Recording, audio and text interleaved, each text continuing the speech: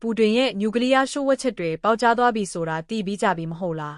ပြင်သစ်မီဒီယာ OFX နဲ့ဂျာမနီမီဒီယာ Oversorger ကနေသတင်းကြီးတစ်ခုထွက်လာတယ်ဒီသတင်းကိုကြားတာနဲ့တကယ်အန်သွားခဲ့တယ်ပါဖြစ်လို့လဲဆိုတော့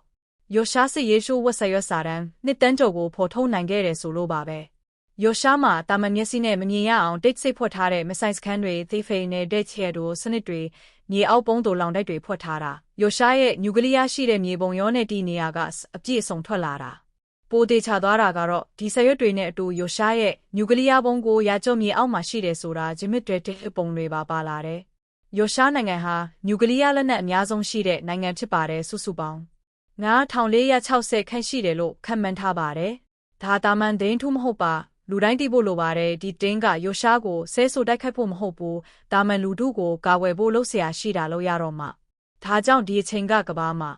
နျူကလ িয়ার အနေအကိုရှင်းရှင်းလင်းလင်းဆွေးနွေးရမယ့်အချိန်ပါပဲကြားဖြစ်တတိယဖို့ကဒီလောက်ကောက်ကျစ်တဲ့ပူတင်ကိုမှဘောမနေတာမင်းအောင်လိုင်းတို့ကင်ကြောင်အန်တို့တော့စိတ်တွေရုပ်မာလာပုံအရင်ကသတင်းတွေဖတ်ကြည့်ရင်ယောရှားကအမေရိကန်နဲ့ဟစ်တို့ကိုမကြာခဏချင်းချောက်တက်တယ်ဒီလိုစကားနားမထောင်ရင်ဒုံးနဲ့ပြစ်မယ်ဘယ်နေရာကလာမယ်ဆိုတာခင်များတို့မသိနိုင်ဘူးတဲ့တီးပြီးအခုတော့အဲ့ဒီဒုံးတွေဘယ်နေရာကနေဘယ်တိုင်းတာဘလို့ထိန်းချုပ်ထားတာလဲဘယ်ခြေနေမှာရှိလဲဆိုတာအားလုံးအတိအကျဖော်ထုတ်လိုက်ကြပြီဒီလိုရှို့ဝှက်ချက်တွေပေါက်ကြတော့ယောရှားကပိုပြောလို့မရရှုပြောလို့လည်းမင်း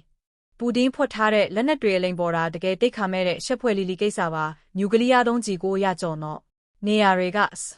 ယောရှားရဲ့တောင်ပိုင်းတောင်တန်းနာကနေကျော်ရဲဆိုတဲ့မြို့အဲ့မှာနျူကလ িয়ার တုံးကြီးတွေတိုးလောင်ထားတဲ့စခန်းတစ်ခုရှိတယ်လို့သိရတယ်ရှက်စစ်ချက်စီယိုအနီအောက်ရောင်ကြီးအာယုံခံကိရိယာတွေနဲ့အသေးအချဖွက်ထားတာ